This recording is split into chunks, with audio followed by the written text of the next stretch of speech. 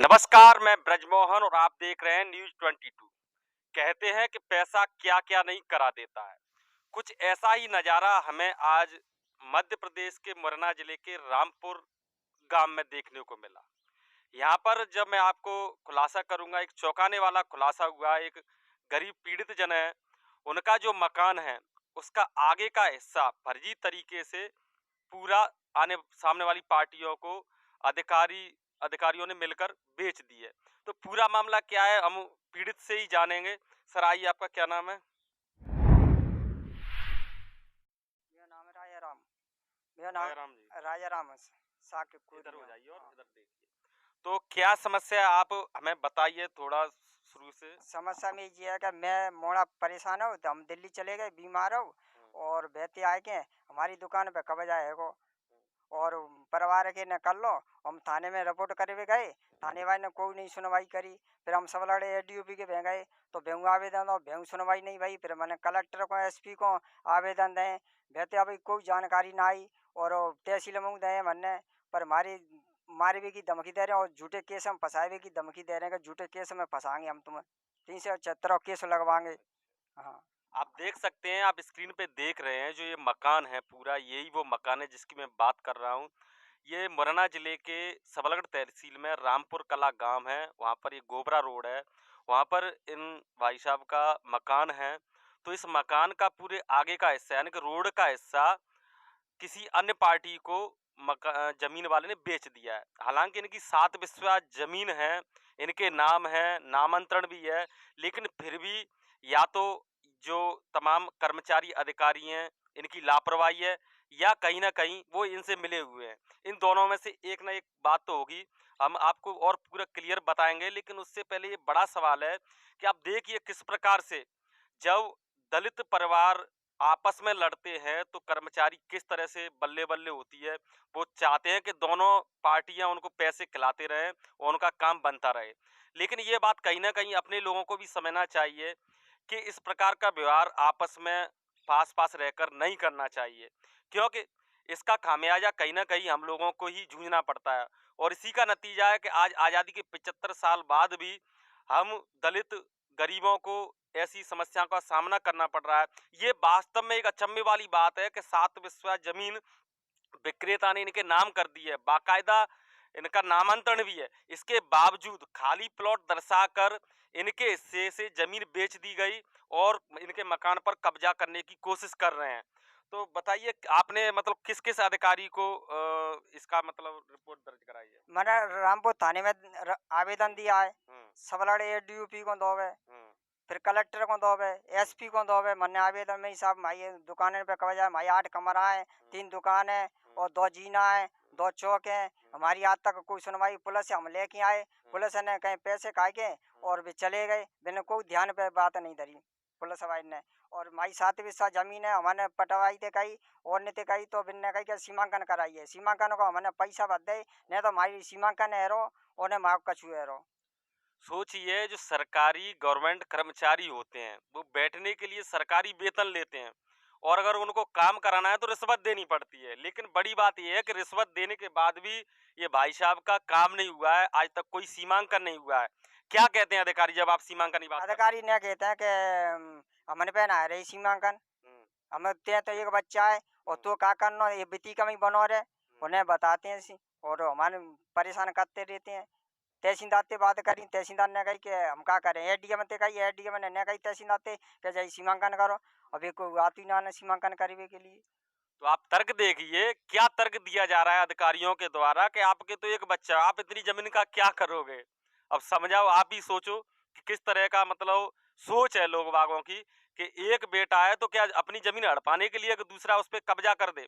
और सबसे बड़ी बात यह है कि ये पूरी रजिस्ट्री हुई है, पूरी की पूरी फर्जी तरीके से हुई है। क्योंकि आमतौर पर जब किसी मकान या रजिस्ट्री जो भूमि होती है उसकी रजिस्ट्री की जाती है तो उसका नक्शा दर्शाया जाता है, उस पे जो क्रेता होता है उसका खड़े होकर के कम से कम 3-4 एंगल से फोटो लिया जाता है।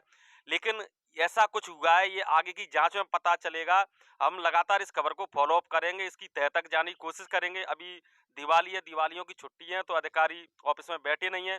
लेकिन बड़ी बात यह है कि जो गोबरा रोड है, उस रोड से बिल्कुल ये पीछे का जो यहाँ पर हम खड़े हैं, ये पीछे का हिस्सा है मकान का, और पीछे के हिस्से को रास्ता बंद कर दिया, आगे आगे का रास्ता रजिस्ट्री कर दी गई है। वहां पर अधिकारियों का मुझे सुनने में ये भी आया कि तर्क दे रहे हैं कि ये जो क्रेता है उसके नाम से जगह है खाते में। चलो मान सकते हैं कि आमतौर पर गली या गलियां जो होती हैं उनमें रास्ता देते हैं तो कुछ जगह छूट जाती है, लेकिन उसका मतलब ये तो नहीं कि किसी के मकान की रजिस्ट्री कर दें। आपके एक पड़ोसी भी हैं, वो लगातार रजिस्ट्री कराने के लिए प्रयास कर रहे हैं, उनसे क्या कहा जा रहा है? बेनते साहब करी ना रहे, 2 लाख रुपया मांगते हैं और पहले बिने के पुरखन ने जमीन ली और फिर अब बिने के बच्चे नाती न कहते मनो तो पैसे देगा तो आगे रजिस्ट्री करेंगे, और बिन ने कही कि भैया ये मैंने पहले खरीदी तो हमारे पुरखन ने तो अब कर दो कि हमने तो पैसा ले ले, पर नहीं तुम्हारे को नहीं करेंगे हम रजिस्ट्री, न कहते हैं कि रजिस्ट्री नहीं करेंगे तुम्हारे काज। ये दादा पास में ही दादा ये पास में शिवलू राम साग के रह रहा है आइए और बिन की रजिस्ट्री ना है रही। आइए इधर आइए, और आइए। क्या नाम है दादा आपका? मेरा नाम शिवलाल साग जी, तो आपकी क्या समस्या? आपका इनका पड़ोस में ही मकान है। मेरी समस्या ये है कि जगह है जो हमारी नाम है जाए, बस रजिस्ट्री के लिए कहा था हमने, हमारी तो रजिस्ट्री करना है अच्छा, बस। जिनसे जमीन इन्होंने खरीदी थी उन्हीं से आपने खरीदी थी? हमने खरीदी आपकी आपकी रजिस्ट्री नहीं की? नहीं की। तो और आप जब बात करते हैं मतलब ये रजिस्ट्री की है तो उनका कहना है कि खाते में जगह इसलिए रजिस्ट्री कर दी गई है। हाँ तो ऐसा भी तो नहीं है कि जो रजिस्ट्री आपके नाम होनी थी वो कहीं ना कहीं खाते में दर्शा रही हो और वो सामने वाली पार्टी के लिए कर दिए पैसे वगैरह लेकर के? पैसे लेके 2 लाख रुपया लेके कर दे बाकी नाम, और भाई जगह खाली है नहीं, और इतना कह देगी इतना खेती होती है, इतना खेती होती है और मकान बने हैं। पास में धनिया का मकान है, गोखिला का मकान है, सामलिया मास्टर का मकान है, फिर बगली में शिवलू राम का मकान है, कांति का मकान है, और जगह खाली है ही नहीं और फिर रजिस्ट्री है गई।